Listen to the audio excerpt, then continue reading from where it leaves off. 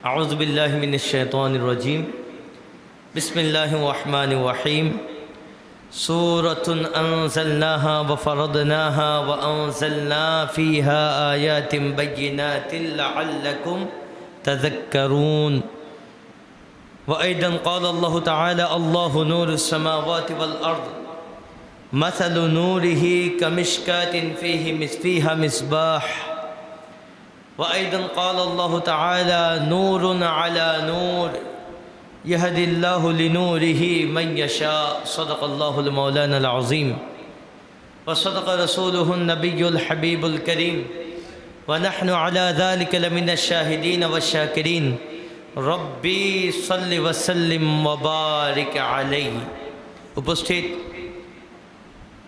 হযরত ইমাম আযম রাদিয়াল্লাহু তাআলা আনহু জামে মসজিদের সম্মানিত মুসল্লিয়ানে কেরাম, দূর দূরান্তে যতটুকু মাইকের আওয়াজ যাচ্ছে শ্রবণরত মুসলিমিন মুসলিমাত ভাই ও বোনেরা, আসসালামু আলাইকুম ওয়া রাহমাতুল্লাহি ওয়া বারাকাতুহু। মহান আল্লাহ রাব্বুল ইজ্জতের আলিশান দরবারে অগণিত অফুরন্ত শুকর আদায় করছি যে মহান রব্বুল আলামিন আমাদেরকে পবিত্র জুমা আদায়ে মসজিদে এসে সমবেত হওয়ার তৌফিক দিয়েছেন। শুকরিয়া আদার্থে উচ্চ আওয়াজে একবার বলি আলহামদুলিল্লাহ। লক্ষ কোটি দরুদ ও সালামের হাদিয়া নজরানা পেশ করছি বিশ্ব মানবতার মুক্তির দূত সাহিবে খুলকে আজিম সৈয়দুল কাউনাইন ওয়াস সাকালাইন নবী মুহাম্মদ রাসূলুল্লাহ সাল্লাল্লাহু তাআলা আলাইহি ওয়াসাল্লামের পবিত্র রওজা শরীফে। আল্লাহ পাক সুবহানাহু ওয়া তাআলা আমাদের পক্ষ থেকে দরুদ ও সালামকে কবুল করুক, সবাই বলি আমিন। প্যারে হাজিরিন, ইনশাআল্লাহ আজকে থেকে আমরা ধারাবাহিকভাবে সূরাতুন নূর এর তাফসীর আমরা আলোচনা করার এবং শ্রবণ করার নিয়ত করেছি। আল্লাহ পাক সুবহানাহু ওয়া তাআলা কুরআনুল কারীমের এই সূরার তাফসীর আমাদেরকে শোনার এবং আমল করার তৌফিক নসিব করুক, সবাই বলি আমিন। এই সূরার তাফসীরে যাওয়ার আগে আমরা এই সূরা নিয়ে অনেকগুলো তথ্য আমাদের জানা প্রয়োজন, যার মধ্যে এক নম্বর তথ্য, এই সূরা একটি মাদানী সূরা, মদিনায় নাজিল হয়েছে। বনু মুস্তালিকার যুদ্ধের পরে ৫ম থেকে ৬ষ্ঠ হিজরির দিকে এই সূরা নাজিল হয়। কোরআন মাজিদের পারা নাম্বার 18, পারা নাম্বার, সবাই বলেন একটু, পারা নাম্বার 18 আর সূরা নাম্বার 24, সূরা নাম্বার 24। এই সূরার মধ্যে রুকু আছে 9টা, আয়াত আছে 64টা। রুকু 9, আয়াত 64। এবং কেন এই সূরার নাম সূরাতুন নূর? কারণ এই সূরার যে আয়াতগুলো তেলাওয়াত করলাম, 35 নম্বর আয়াত, যে আয়াতকে আয়াতে নূর বলা হয়, আয়াতে নূর, এই আয়াতের মধ্যে আল্লাহ একাধিকবার বলছেন। প্রথমে একবার বলছেন আল্লাহু নূরুস সামাওয়াতি ওয়াল আরদ, একই আয়াতে আল্লাহ বলছেন নূরুন আলা নূর, নূরুন আলা নূর। এরপর আবার বলছেন ইয়াহদিল্লাহু লিনূরিহি মান ইয়াশা। একইভাবে এই সূরার 40 নম্বর আয়াতের মধ্যে নূর শব্দটা আসছে। আল্লাহ বলছেন ওয়ামাল্লাম ইয়াজআলিল্লাহু লাহু নূরান ফামা লাহু মিন নূর। এই দুইটা আয়াতের নূর শব্দ থেকে এই সূরার নাম হয়েছে সূরাতুন নূর। এই সূরার নাম সূরাতুন নূর। আমার রাসূল বলছেন, ওগো মুসলমানরা, তোমাদের ছেলেদেরকে, তোমাদের মধ্যে যারা ছেলে, তাদেরকে সূরায়ে মায়েদা, এবং যারা মেয়ে তাদেরকে সূরাতুন নূর শেখাও এবং এই অনুযায়ী আমল করার জন্য ট্রেন্ড আপ করো। তাহলে এই সূরা আমাদের বোনেরা যারা মাইকের আওয়াজ শুনতে পাচ্ছেন, ওযু কালাম করে যারা ঘর থেকে আজকের জুমার আলোচনা শোনার নিয়ত করেছেন, আপনাদের জন্য এই সূরা বড় ইম্পর্টেন্ট একটা সূরা। এবং হযরতে ফারুক আজম রাদিয়াল্লাহু তাআলা আনহু যখন খলিফা হলেন, অর্ধ জাহানের খেলাফত ওনার হাতের মধ্যে যখন আসলো, তিনি চিঠি লিখে দিলেন যে আমার সাম্রাজ্যের মধ্যে আমার খেলাফতের আন্ডারে যারা আছে তাদের ছেলে এবং মেয়েদেরকে 3টা সূরার শিক্ষা দিবা। কয়টা সূরা? নাম্বার 1 সূরাতুন নিসা, নাম্বার 2 সূরাতুন নূর, যে সূরা আমরা আলোচনা করব, এবং নাম্বার 3 সূরা আহজাব। তাহলে কয়টা সূরা? 3টা। ইনশাআল্লাহ আমরা এই সূরাগুলোর তাফসীর আমাদের মসজিদের মধ্যে হবে। যদিও খেলাফত নাই, কিন্তু খলিফার অর্ডার এখনও মুসলমানদের জন্য প্রযোজ্য আছে না নাই? এই সূরাগুলোর মধ্যে কত নিয়ামত আছে এগুলো আমরা কল্পনাও করতে পারবো না। সেই কারণে আল্লাহ রসুলের অর্ডার, ফারুক আজমের অর্ডার, এই অর্ডারগুলো রাখার জন্য আমরা এই সূরা তাফসীর শুরু করলাম। আল্লাহ আমাদেরকে শোনার এবং আমল করার তৌফিক নসিব করুক, সবাই বলি আমিন। এই সূরার সাথে আগে সূরার কিছু সম্পর্ক আছে। দেখেন, কোরআন শুধুমাত্র পড়া আর মুখস্থ করার নাম না, কোরআন বুঝতে হয়। কোরআনের কাজ হলো বুঝা। পড়লেও সওয়াব, মুখস্থ করলেও সওয়াব, কিন্তু বুঝলে দুনিয়াতেও লাভ, আখেরাতেও লাভ। আমল করলে তো বেমেসাল লাভ। তো এই সূরার সাথে আগে সূরার সম্পর্ক কি? মুফতি আহমদ ইয়ার খান নাইমি রহমতুল্লাহি আলাইহি ওনার তাফসিরে নাইমির মধ্যে কিছু সম্পর্কের কথা বলছেন। বলে, 1 নাম্বার, আগে সূরাতুল মুমিনুনের মধ্যে নূহ আলাইহিস সালামের সাথে ওনার উম্মত কেমন অভদ্র আচরণ করেছে এ ব্যাপারে আল্লাহ আলোচনা করেছেন। পরে সূরাতুন নূরের মধ্যে উম্মতে মুহাম্মাদি কেমনে তার নবীর সাথে আচরণ করবে আমার আল্লাহ সে ব্যাপারে শিক্ষা দিয়েছেন। 2 সূরার মধ্যে সম্পর্ক আছে না নাই? কারণ উম্মত যদি নূহ আলাইহিস সালামের উম্মতের মতো আচরণ করে তাহলে আল্লাহ ধ্বংস করে দিবেন। সেই কারণে এই সূরার মধ্যে নবীর সাথে কেমনে আচরণ করতে হবে সেই দরস আমার আল্লাহ নিজেই দিয়ে দিয়েছেন। এরপর আগে সূরাতুল মুমিনুন, যে সূরার মধ্যে আমার আল্লাহ মুমিনদের 7টা গুণ আলোচনা করেছেন। কয়টা গুণ? 7টা। পরে সূরাতুন নূরের মধ্যে এই গুণগুলা কেমনে অর্জন করা যাবে সেই ব্যাপারে আমার আল্লাহ শিক্ষা দিয়েছেন। 3 নাম্বার, আগে সূরায় আমার আল্লাহ বলছেন ওয়াল্লাযীনা হুম লিফুরুজিহিম হাফিজুন, ওই বান্দারা মুমিন যারা নিজেকে অ্যাডাল্টারি থেকে হেফাজত করে, যারা জেনা থেকে নিজেকে হেফাজত করে, নিজের যেই ক্ষমতা আছে এই ক্ষমতাকে তারা সংরক্ষণ করে, হেফাজত করে। ইল্লা আলা আজওয়াজিহিম আও মা মালাকাত আইমানুহুম ফাইন্নাহুম গায়রু মালুমিন। আমার আল্লাহ বলছেন, হ্যাঁ, নিজের চাহিদা নিবারণ করা যাবে নিজের স্ত্রী এবং আও মা মালাকাত আইমানুহুম, নিজের দাসীদের সাথে। এছাড়া অন্য পুরুষ এবং অন্য নারী থেকে নিজের চাহিদাকে যে বান্দা হেফাজত করে আমার আল্লাহ বলছেন ওই বান্দা মুমিন, ইমানদার। আর এই সূরাতে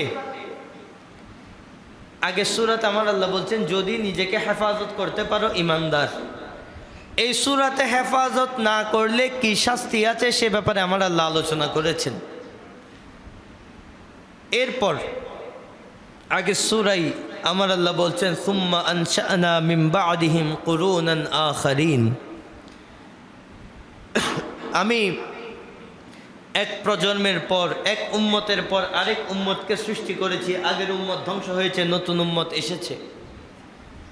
আর এই সূরার মধ্যে আমার আল্লাহ বলছেন ওয়া'দাল্লাহুল্লাযীনা আমানু মিনকুম ওয়া আমিলুস সালিহাতি লা ইস্তাখলিফান্নাহুম ফিল আরদ।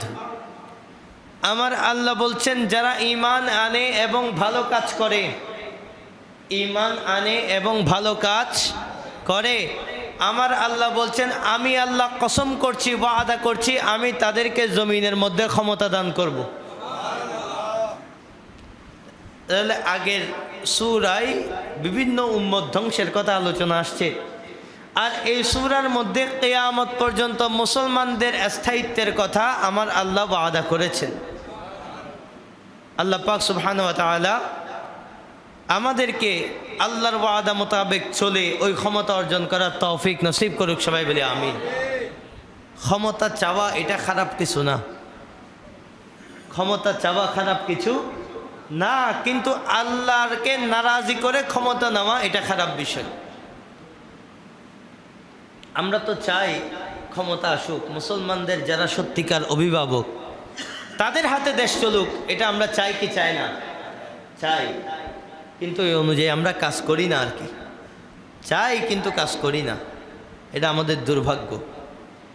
এই সূরার কিছু ফজিলত তাফসীরের কিতাবগুলোর মধ্যে আসছে, অনেক ফজিলত আসছে। আমি 4টা ফজিলত বলবো, যেহেতু আমরা আল্লাহ ভালো জানেন আজকে শুরু করতেছি, কখন গিয়ে তাফসীরের আলোচনা শেষ হবে। তো আমি অনেক জায়গায় সময়ের বিবেচনায় আলোচনাকে সংক্ষেপ করে আনবো। তার মধ্যে ফজিলত, কিতাবের মধ্যে অসংখ্য ফজিলত আসছে। 4টা ফজিলত। 1 নম্বর, কিতাবের মধ্যে আসছে কোনো বান্দা যদি চায় তার কলব আলোকিত হোক। সূরার নামটা একটু বলেন, সূরার নাম নূর। বলে কোনো বান্দা যদি চায় কলব নূরানি হোক, কি হোক? নূরানি হোক। বলে ওই বান্দা প্রত্যেক দিন বাদে এশারের নামাজ পড়ার আগে না পরে? পরে, নামাজ আগে। এশারের নামাজের পরে কেবলামুখী হয়ে একবার দরুদে তাজ, দরুদে তাজ, একবার দরুদে গৌসিয়া, দরুদে গৌসিয়া, এরপর 21 বার সূরাতুন নূরের 35 নম্বর আয়াত, যেটাকে আমরা আয়াতে নূর বলছি, এই আয়াতটা পড়বে কয়বার? 21 বার। কয়বার? 21 বার। পড়ার পরে আবার একবার দরুদে তাজ, একবার দরুদে গৌসিয়া। তাফসীরের কিতাব তাফসীরে নাঈমের মধ্যে আসছে, কোনো বান্দা যদি এভাবে আমল করে প্রতিদিন, আমার আল্লাহ ওই বান্দার কলবকেও নূরানি করে দিবেন। 2 নম্বর আমল। বলে কোনো বান্দার যদি এহতেলাম বেশি হয়, ওই বান্দা 3 বার সূরাতুন নূর পড়বে। কি পড়বে? সূরাতুন নূর।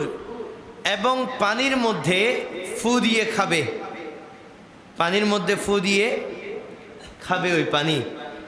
তাফসীরের কিতাবের মধ্যে আসছে এহতেলামের যে রোগ তার মধ্যে আছে, এহতেলামের যে সমস্যা, প্রত্যেক দিন রাতে ঘুমের মধ্যে এহতেলাম হচ্ছে, যে অসুখ তার মধ্যে আছে, এই অসুখ এই সূরাতুন নূরের সাদকায় আল্লাহ সুস্থ করে দিবেন। 3 নম্বর, বলে কোনো বান্দা যদি প্রত্যেক দিন বাদে মাগরিব এই সূরা এক মনে এক ধ্যানে মখরাজ তাজবিদ মেনটেন করে, কোনো বান্দা যদি প্রত্যেক দিন বাদে মাগরিব আমল করতে থাকে, আমার আল্লাহ ওই বান্দার সাকারাতের কষ্ট শেষ করে দিবেন, এবং ওই বান্দার কবরের যে কষ্ট, কবরের যে অন্ধকার, সূরা নূরের ওসিলায় আল্লাহ তার কবরকেও আলোকিত করে দিবেন। 4 নম্বর, প্রতি জুমাবার প্রথমে একবার দরুদে তাজ, শেষে একবার দরুদে তাজ, মাঝখানে সূরা নূর। এই আমল যদি কোনো বান্দা করে, তাফসীরের কিতাবের মধ্যে আসছে এই বান্দার দুনিয়ার অন্ধকারও দূর হবে, কবরের অন্ধকারও দূর হবে। ওই বান্দাকে যখন কবরে রাখা হবে, ওই বান্দার চেহারা থেকে আমার আল্লাহ নূর বের করবেন। এমন নূরানি বান্দা দুনিয়ার জমিনে আসে না নাই? একটু আওয়াজ দিয়ে বলেন না, আসে না নাই? আজকের কথা বলি, হযরতে ওসিউর রহমান ফারুকী চরণদ্বীপী, ওনার এক মুরিদ, আজকে থেকে 9-10 মাস আগে ওনাকে কবরস্থ করা হয়েছে। উনি ওনার ছেলেদেরকে স্বপ্নের মধ্যে দেখাচ্ছেন যে উনি কবরের মধ্যে ইবাদত করতে ওনার কষ্ট হচ্ছে, কারণ ওনার কবরের মধ্যে পানি যাচ্ছে। কবরে ইবাদত করে বান্দাও আছে, আবার কবর থেকে পালাইতে চাই এমন বান্দাও আছে। স্বপ্ন দেখাচ্ছেন, বাবা আমি ইবাদত করতে পারতেছি না, এখানে আমার ডিস্টার্ব হচ্ছে, কারণ আমার কবরের মধ্যে পানি আসতেছে। ছেলে ভাবলেন হয়তো এমনি স্বপ্ন হচ্ছে। এক ছেলে যখন আমলে নিচ্ছে না, আরেক ছেলে, উনি আমলে নিচ্ছেন না, আরেক ছেলে, এভাবে যখন আশেপাশে সমাজের মানুষ এলাকাবাসীকে এই স্বপ্ন দেখাচ্ছেন যে আমি এখানে ইবাদত করতে পারছি না, আমার ইবাদতের সমস্যা হচ্ছে, আমার কবরটাকে একটু চেঞ্জ করে দাও, এই স্বপ্ন বারংবার দেখার ফলে সবাই একমত হয়ে ওনারা গতকাল রাতে, আমরা অলরেডি সোশ্যাল মিডিয়াতে যারা অ্যাক্টিভ, আমরা ওই ভিডিও আমরা দেখেছি, গতকাল রাতে ওনার কবরকে খনন করা হয়েছে। মাত্র 1 মাসেও অনেক কারোর কাফন খুঁজে পাওয়া যায় না, আর 9-10 মাস পরে এই বান্দাকে কবর থেকে তোলা হয়েছে। দেহ তো এখনো অক্ষত আছে, আমার আল্লাহ ওনার বডিকেও অক্ষত রেখেছেন, কাফনকেও অক্ষত রেখেছেন। কাফনও কি? এই কারণে আজকে আমরা নাত পড়েছি যে মোহাম্মদ কে গোলামোं का कफन मेला नहीं होता, कफन मेला नहीं होता। সত্যিকার আমার নবীর আশিক যে বান্দা হতে পেরেছে, উলামায়ে কেরাম বলছেন ওই বান্দার বডি তো অনেক দূরের কথা, ওই বান্দার কাফনকেও আমার আল্লাহ ময়লা করেন না। দুনিয়াতে যে দিল আমার নবীর ওসিলায় পরিষ্কার রাখা গিয়েছে, কলব যে বান্দার পরিষ্কার, ওই বান্দাকে কবরে দেন মাটি, ওই বান্দার কাফনকে ময়লা করতে পারবে না। তার উজ্জ্বল প্রমাণ গতকাল রাতে আমরা আরেকবার দেখেছি। আল্লাহ এগুলো দেখান যেন বান্দার ঈমান একটু তাজা হয়, কারণ পৃথিবীর কোনো বিজ্ঞান প্রমাণ করতে পারবে না যে বছরের পর বছর মাটির নিচে সব নষ্ট হয়ে যায়, বান্দার কাফন নষ্ট হয় না। এটা কিভাবে সম্ভব? এটা কোনো বিজ্ঞান প্রমাণ করতে পারবে না। তো ভাইরা, আমরা যদি দুনিয়াতে সত্যিকার নেককার বান্দাদের সোহবত নিয়ে কলবকে নূরানি করতে পারি, কোরআন পড়ে কলবকে নূরানি করতে পারি, দুনিয়া নূর হবে সেটা নয়, আমার আল্লাহ কবরকেও নূরানি করে দিবেন। পৃথিবীর কারো ক্ষমতা নাই আপনার কবরের কাফনের মধ্যে হাত লাগাবে, কারো কোনো ক্ষমতা নাই। আল্লাহ আমাদেরকে আমল করার তৌফিক দান করুক, সবাই মিলে আমিন। সূরা নূরের বিষয়বস্তুগুলা আমরা এক নজরে একটু আজকে শুনবো। পুরা সূরার কি কি বিষয় আমার আল্লাহ আলোচনা করেছেন। আমার মনে হচ্ছে যে সময় আমরা মনে হয় আয়াত আজকে পড়ার সুযোগ হবে না, পরের জুমা পর্যন্ত আমাদের যেতে হবে, বা পড়লেও সর্বোচ্চ 1 আয়াত হয়তো আলোচনা করতে পারবো। আমি অনুরোধ করব একটু ধারাবাহিক আপনারাও যদি আসেন। গত 2 দিন 3 দিন আমার সময় লেগেছে এই আলোচনাগুলো রেডি করার জন্য। প্রায় 4-5টা তাফসীরের কিতাবকে এক জায়গায় এনে আবার সব আলোচনা করাও সম্ভব না। তাফসীরে নাঈমি পুরো একটা তাফসীর যদি আলোচনা করি 1 আয়াতের জন্য 4-5 জুমা লাগবে। আল্লাহ ওনাদেরকে এত এলম দিয়েছেন আর ওনারা এত ব্যাখ্যা করেছেন, এমন এমন ব্যাখ্যা যেগুলো পড়ার পর আমাদের মাথা হয়রান হয়ে যাচ্ছে, আল্লাহ কি এলম তুমি ওনাদের কলবের মধ্যে দিয়েছো। ওখান থেকে সংক্ষেপ করে করে এই আমি আমার সিরিজটা সাজানোর চেষ্টা করছি। আমি অনুরোধ করব আপনারাও নিয়মিত আসবেন, আমিও নিয়মিত আলোচনা করার তৌফিক আল্লাহ যদি আমাকে দেন আমি চেষ্টা করব। আল্লাহ আমাদের সবাইকে তৌফিক দান করুক, সবাই বলে আমিন। সূরা নূরের বিষয়বস্তু, প্রথমত আল্লাহ 1 নম্বর থেকে 10 নম্বর আয়াত, 1 থেকে 10, এই 10টা আয়াতের মধ্যে জেনার যে শাস্তি, বেবিচারের কি শাস্তি, আমার আল্লাহ এই শাস্তির ব্যাপারে আলোচনা করেছেন। আবার এখন আমাদের একটা বড় বদভ্যাস, আমাদের সমাজের মধ্যে বলে যে গিরা দেখলে আমরা বলি আমরা হাঁটু দেখছি। দেখেছেন এতটুক ঘটনাকে টেনে লম্বা করে এর থেকে 10 গুণ বাড়িয়ে আমরা মানুষের উপর মিথ্যা ইলজাম দেই, তহমত দেই। আমরা কিছু কথা বলতে অসুন্দর, আমি আকারে ইঙ্গিতে বলবো যেহেতু বিভিন্ন বয়সের মানুষজন আছেন। আবার একটা জিনিস মনে রাখবেন, কোরআনের কথা বলতে কোনো অসুন্দর নাই, শুনতে হবে, সবারই শুনতে হবে। আমরা কারো দুইজন নারী এবং পুরুষ আমরা একসাথে দেখেছি অল্প, কিন্তু আমরা ঘটনাকে টেনে এমন জায়গায় নিয়ে গেছি যে তাদের আর বাঁচার মতো কোনো অবস্থা নাই। তো আমার আল্লাহ প্রথম 10 আয়াতে জেনা শাস্তির কথা যেভাবে বলেছেন, মিথ্যা অপবাদ দিলে কি শাস্তি সে ব্যাপারেও আমার আল্লাহ আলোচনা করেছেন। পাশাপাশি মনে রাখবেন, অন্য কিছুর সাক্ষী একরকম, জিনার সাক্ষী আরেক রকম। জিনার জন্য 4 জন পুরুষের সাক্ষী লাগে। কয়জন? 4 জন। 3 জনও যদি হয় এবং ওই 3 জন এসে যদি সাক্ষী দেয় যে আমরা এরকম এরকম দেখেছি, শরীয়তের ফয়সালা হচ্ছে এই 3 জনকে পিটানো হবে। কারণ 4 জন ছাড়া কেন আসছে? 4 জনের কম কোনো সাক্ষী গ্রহণ করা যাবে না। ঘটনা সত্য হলেও গ্রহণ হবে না। এখন কোন স্বামী যদি তার স্ত্রীর ব্যাপারে অভিযোগ করে, পৃথিবীর কোনো ব্যক্তিত্ববান স্বামী বা ব্যক্তিত্ববান স্ত্রী তার সহধর্মিণীকে, তার পরিবারের সদস্যকে খারাপ অবস্থায় দেখার পর নিশ্চয় সমাজের মানুষকে ডাকবে না যে আপনারা আসেন, দেখেন দেখেন কি চলতেছে। এই ক্ষেত্রে আমার আল্লাহ স্বামী এবং স্ত্রীর জন্য ভিন্ন একটা আইন এখানে বলেছেন, যেটাকে ইনশাআল্লাহ করব। এরপর 10 নম্বর আয়াতের পর 11 থেকে 20 নম্বর আয়াত বা 11 থেকে 26 নম্বর আয়াত, এটাকে বলা হয় ইফকের আয়াত। কিসের আয়াত? ইফকের। উম্মুল মুমিনিন হযরত আয়েশা সিদ্দিকা রাদিয়াল্লাহু তাআলা আনহা, আল্লাহ রাসূলের সহধর্মিণী হযরত আবু বকর সিদ্দিক রাদিয়াল্লাহু তাআলা আনহুর কন্যা। আবু বকর সিদ্দিকের কন্যা, আল্লাহ রাসূলের সহধর্মিণী। ওনার ব্যাপারে মুনাফিকরা ওনার চরিত্র নিয়ে অপবাদ দিলে আমার আল্লাহ ওনার চরিত্রের পবিত্রতার ব্যাপারে আয়াত নাজিল করেছেন।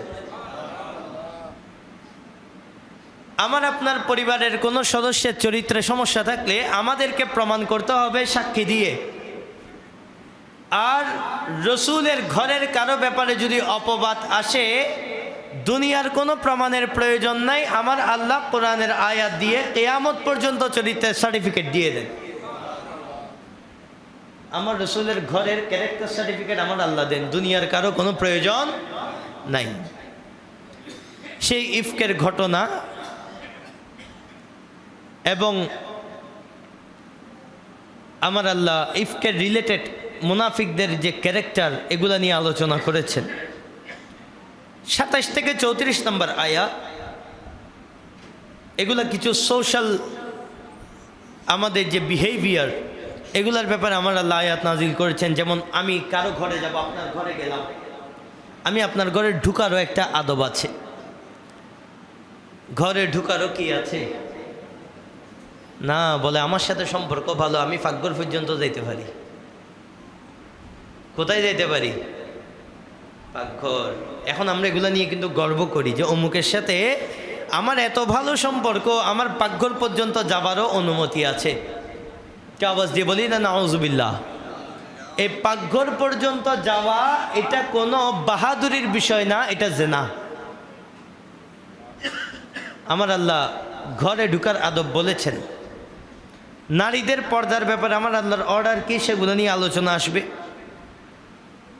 এবং নারীরা কাদের সামনে সাজবে, কাদের সামনে সাজবে না, এই ব্যাপারে আলোচনা আসবে।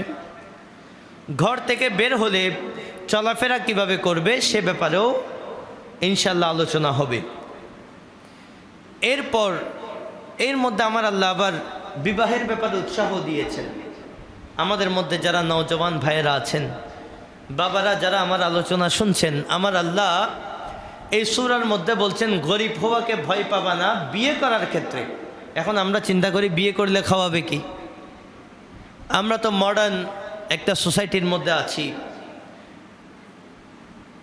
আগের জামানা এবং আমাদের জামানার মধ্যে একটা সবচেয়ে বড় পার্থক্য হচ্ছে, আমার গার্লফ্রেন্ডের সাথে আমার আম্মাও কথা বলে,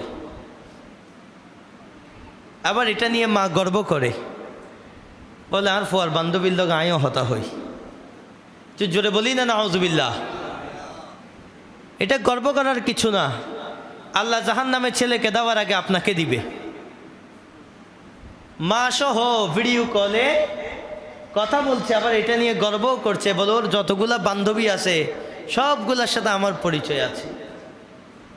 ছেলের বান্ধবী পাশে থাকলে মায়ের কোনো অসুবিধা নাই, বাবার কোনো অসুবিধা নাই, কিন্তু ছেলে বিয়ে করবে বললে প্রশ্ন আসে খাওয়া বাকি। ছেলের বান্ধবী মায়েরও বান্ধবী। আল্লাহ আমাদেরকে হেফাজত করুক, সবাই বলি আমিন। আমাদের মা বোনরা যারা শুনছেন, এই ব্যাপারে সতর্কতার দরকার আছে না নাই?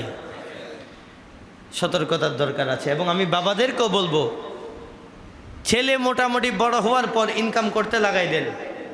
ছেলেকে বান্ধবী না, ছেলেকে ঘরে বিয়ে করে হালালভাবে জিন্দেগি করার ব্যবস্থা করে দেন।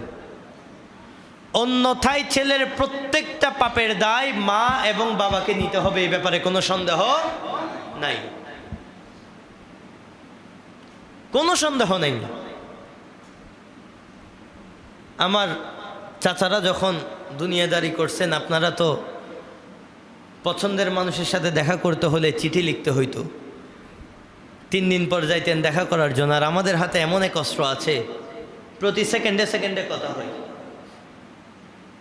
আগে দেখা করার জন্য কোনো একটা পুকুর ঘাটে আসতে হইতো, এখন আমরা ভিডিও কল দিলে দুনিয়াদারি সব দেখা যায়। পাপ করা এত সহজ, এত সহজ আপনার জামানার মধ্যে ছিল না।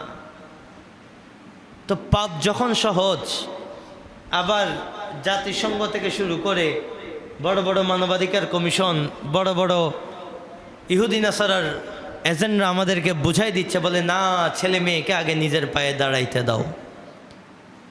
নিজের পায়ে দাঁড়াতে দাঁড়াতে ছেলের ঈমানও শেষ, আমলও শেষ, এই ব্যাপারে আমাদের কোনো খবর নেই। মনে রাখবেন, মুসলমানের মা বাবা যারা আছেন, যারা ইসলাম পালন করতে চান, সন্তানকে দ্রুত বিবাহ করানোর ব্যবস্থা করতে, আল্লাহ আমাদেরকে তৌফিক নসিব করুক, সবাই বলি আমিন। একটা দুঃখের কথা বলি, এখন তো আলহামদুলিল্লাহ বিয়ে শাদী করছি। এর আগে যখন এই ওয়াজ করতাম, আত্মীয় স্বজন থেকে মা বাবার কাছে কল আসতো যে ছেলে এগুলা কি আলোচনা করতেছে মসজিদের মধ্যে। আত্মীয় স্বজন গুলার মতো বড় কালপ্রিট আরেকটা নেই, এরাই আমাদের সমাজকে নষ্ট করছে। এখন তো আর এই ভিডিও গেল, আশা করি আর সমস্যা হবে না, কারণ এখন আর এগুলা নিয়ে কথা বলার সুযোগ নেই। তা আমাদের মসজিদগুলো এমন হয়ে গিয়েছে, আমরা জান্নাত জাহান্নাম, নামাজ রোজা হজ জাকাত। তাই রে ভাই, যে বান্দা জেনা করছে ওই বান্দার হজও কি, জাকাতও কি, নামাজও কি? চরিত্র যার নাই, তার জন্য কোনো ইবাদত নাই। ইংরেজিতেও তো প্রবাদ বাক্য আছে, when character is lost everything is lost। চরিত্র শেষ মানে সব শেষ, এখানে আর কিছু জায়গা নেই। এবং ইসলাম বলছে, দেখেন, আল কতলু বিল কতল, হত্যার বদলে হত্যা, হত্যার বদলে হত্যা। আরেকটা জায়গায় ইসলাম হত্যার অর্ডার দেয়। যখন কোনো বান্দা জেনা করে, তার জন্য শাস্তি হচ্ছে পাথর মারতে মারতে মেরে ফেলা। তার মানে জেনা এটা কাউকে কতল করার সমান। আল্লাহ আমাদের সবাইকে হেফাজত করুক, সবাই বলি আমিন। প্যারে হাজরিন, এরপর আমার আল্লাহ সেই যে আয়াত, আয়াতুন নূর, সূরা নাম্বার 35, এটার আলোচনা আসবে ইনশাল্লাহ। এরপর আয়াত নাম্বার 36 থেকে 40, এখানে আমার আল্লাহ এমন কিছু বান্দাদেরকে বলছেন যাদের কলব আমার আল্লাহর নূরে নূরানি হয়েছে। তো আল্লাহর নূরে যাদের কলব নূরানি, তাদের কথা কোরআনে আসে না নাই? এখন আমরা বললে বলে, হুজুর কোরআনের কথা বলেন, অমুকের কিস্সা তমুকের কিস্সা বলার দরকার কি? আরে তাদের কিস্সা আমার আল্লাহ কোরআনে অ্যাড করে দিয়েছেন। যাদের কলব আমার আল্লাহর নূরে নূরানি, তাদের কথা আমার আল্লাহ নিজেই বলেন। সেখানে আমরা বলতে কোনো অসুবিধা আছে? কারণ আপনি তো এখন ডাইরেক্ট আমার নবীর সোহবতে যাওয়ার সুযোগ এখন আমাদের কাছে নাই। তো যাদের ক্যারেক্টার নবীর ক্যারেক্টারের মতো সাজানো হয়েছে, তাদের সোহবতে গেলে আপনার কলব নূরানি হয়ে যাবে। তা আমার আল্লাহ এরকম নূরানি বান্দাদের কথা আলোচনা করেছেন। আয়াত নাম্বার 36 থেকে 38, এই 3টা আয়াতের মধ্যে মসজিদের আদব আমার আল্লাহ আলোচনা করেছেন। আয়াত নাম্বার 39 এবং 40, এই আয়াতগুলোর মধ্যে কাফেরদের আমল আমার আল্লাহর দরবারে কেমন সে ব্যাপারে আলোচনা আসছে। আয়াত নাম্বার 41 থেকে 55, এর মধ্যে আমার আল্লাহ সৃষ্টি জগৎ, যে আমার আল্লাহ যা কিছু সৃষ্টি করেছেন সৃষ্টি জগৎ আমার আল্লাহ জিকির করে সে ব্যাপারে আমার আল্লাহ আলোচনা করেছেন। এবং বান্দাদের মধ্যে যারা আল্লাহর প্রতি ঈমান আনে, ভালো আমল করে, তাদেরকে আমার আল্লাহ ক্ষমতা দেওয়ার ওয়াদাও করেছেন। তুই জোর বলি না সুবহানাল্লাহ। এরপর আয়াত নাম্বার 56 থেকে 58, এখানে আমার আল্লাহ অনেক গুরুত্বপূর্ণ কিছু কথা বলেছেন। বিশেষত ছেলে যখন একটু বুঝের হবে,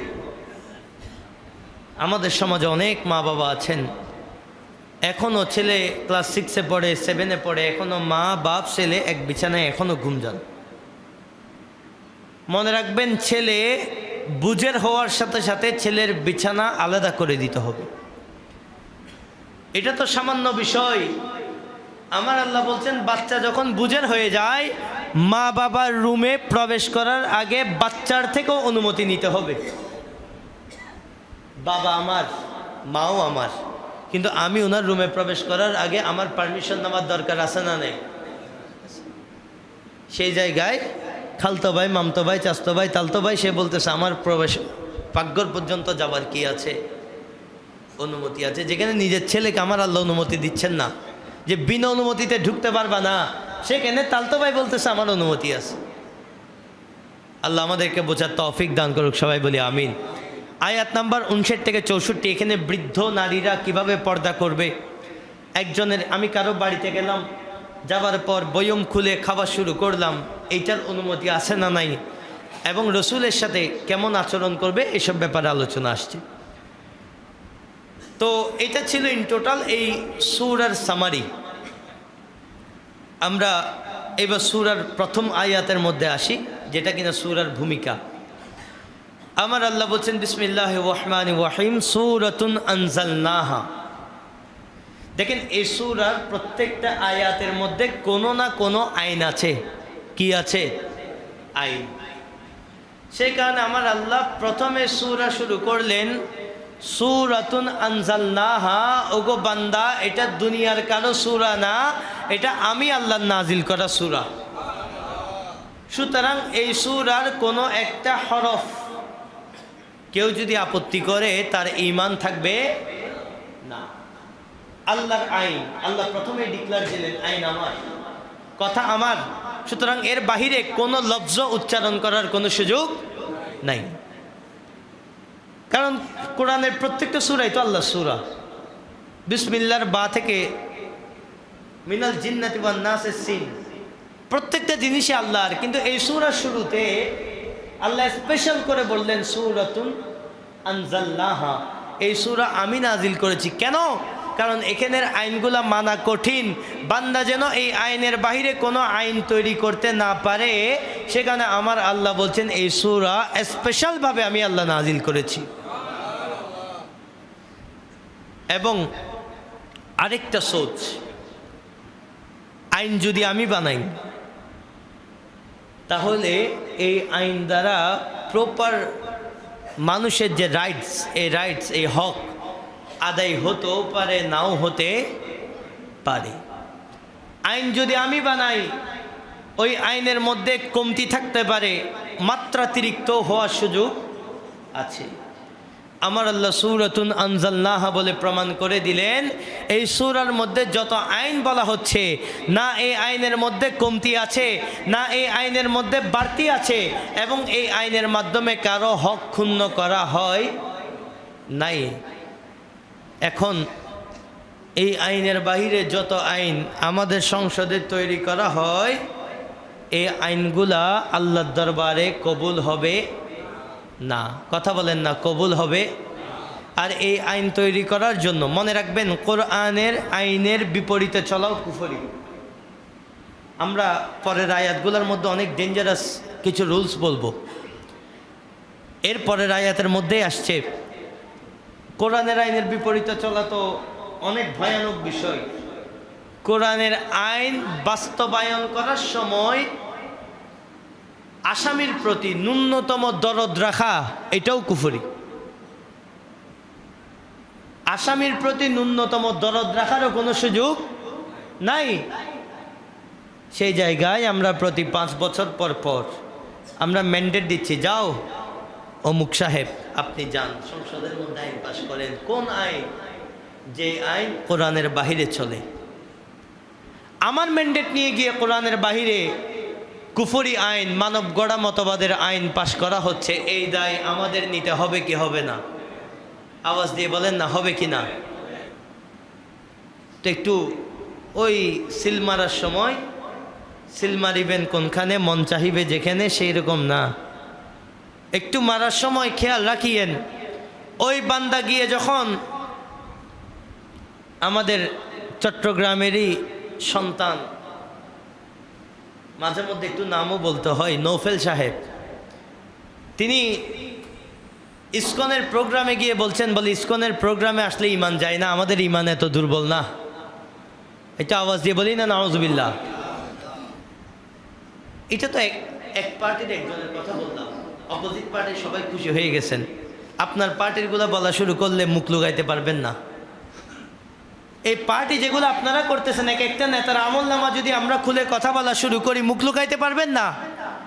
এই বান্দাগুলোকে আপনারা সংসদে পাঠাইছেন। মনে রাখবেন, এক একটা ইসলাম বিদ্বেষী কাজ করবে, প্রত্যেকটার জবাব আপনার থেকে কবরে গিয়ে দিতে হবে। আল্লাহ আমাদেরকে বোঝার তৌফিক দান করুক, সবাই বলে আমিন। এরপর আমার আল্লাহ বলছেন, ওয়া ফারাদনাহা, শুধু সূরা নাজিল করেছি সেটা নয়, এটার প্রত্যেকটা আইন আমি তোমাদের জন্য ফরজ করে দিয়েছি। কি করেছি? সবাই বলেন কি করেছি? এটা অপশন না, অপশন না যে আমি মন চাইলে মানলাম, মন না চাইলে অন্য কিছু করলাম। অপশন না, অব্লিগেটরি, ম্যান্ডেটরি, ফরজ। এটা ছাড়া বিকল্প কোনো পথে যাওয়ার কোনো সুযোগ আমাদের জন্য নাই। এটা ফরজ। আল্লাহ বলছেন ফারাদনাহা, ফরজ করেছি। এটা তোমার জন্য এমন না যে তোমার মন চাইলে মানবা, মন না চাইলে মানবা না, এমন নয়। ইসলামী হুকুমতের জন্য এই আইন মানা ফরজ। এরপর আমার আল্লাহ বলছেন আনজালনা ফিহা আয়াতিম বাইয়িনাতিন লাআল্লাকুম তাযাক্কারুন, আমি এই সূরার মধ্যে কিছু স্পষ্ট আয়াত দিয়েছি। কেমন আয়াত? এটা আওয়াজ দিয়ে বলেন, কেমন আয়াত? স্পষ্ট, ক্লিয়ার এভিডেন্স, ক্লিয়ারলি সব কিছু বলা আছে, লুকোচুরি নাই। যা বলেছেন ক্লিয়ারলি আইন পাশ করে দিয়েছেন আমার আল্লাহ। কেন? লাআল্লাকুম তাযাক্কারুন, বান্দা যেন তোমরা একটু চিন্তা করতে পারো। আল্লাহ আমাদের সবাইকে আগামী জুমা থেকে নিয়মিত এসে এই তাফসীর ধারাবাহিকভাবে শোনার এবং লাআল্লাকুম তাযাক্কারুন, আল্লাহ বলছে যেন চিন্তা করতে পারো, ওই চিন্তা আমাদেরকে করার আল্লাহ তৌফিক নসিব করুক, সবাই বলে আমিন। এই কোরআন শুধু পড়ার জন্য না, চিন্তা করার জন্য। আল্লাহ কোরআনের অনেক জায়গায় বলছেন, কেন তোমরা চিন্তা করতেছো না, কেন তোমরা গবেষণা করতেছো না? কোরআনের কাজ শুধু পড়া না। হ্যাঁ, পড়লে সওয়াব আছে, এটা কোরআনের একটা বড় স্পেশালিটি, যে কোরআন পড়লেও সওয়াব, ধরলেও সওয়াব, দেখলেও সওয়াব। তার মানে শুধু দেখব এমনটা নয়, কোরআন পড়তেও হবে, লাআল্লাকুম তাযাক্কারুন, কোরআন নিয়ে চিন্তাও করতে হবে। তো আমরা ইনশাআল্লাহ যে সূরাকে আমার নবী উম্মতের জন্য আবশ্যক করেছেন, যে সূরাকে ফারুক আজম আবশ্যক করেছেন, এই সূরার গুরুত্ব আছে না নাই? আল্লাহ আমাদেরকে প্রতি জুমায় একটু আগে ভাগে আসবেন, এক একটা আয়াত দেখবেন কতগুলো রুলস আমার আল্লাহ দিয়েছেন, এক একটা আয়াত কীভাবে উলামায়ে কেরাম তাফসীর করেছেন। আল্লাহ আমাদেরকে শোনার এবং আমল করার তৌফিক নসিব করুক, সবাই বলি আমিন।